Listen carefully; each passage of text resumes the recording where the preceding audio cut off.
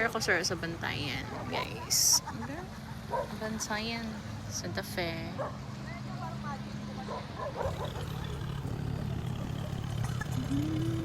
Pag-abot na mo sa kuya gikan Cebu.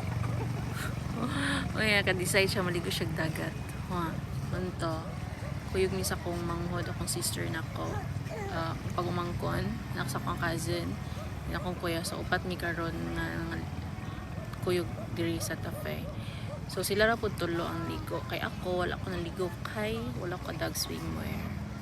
Unto tan-aw ra ko nila, tan-aw ra ko sa mga nangaligo diri. Dako kay tao. Daghan kay tao guys. Damo is daghan. Nang binantay yun. Hindot na tayo iligo. Kaso lang wala ko doon swimwear. Nag-prepare ko sa kong dalon ganina rang banong buntag.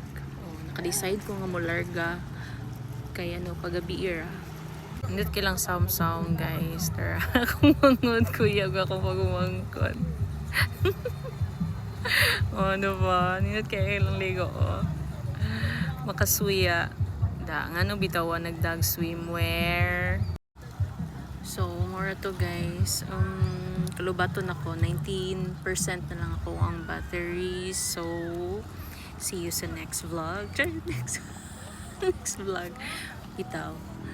Bye!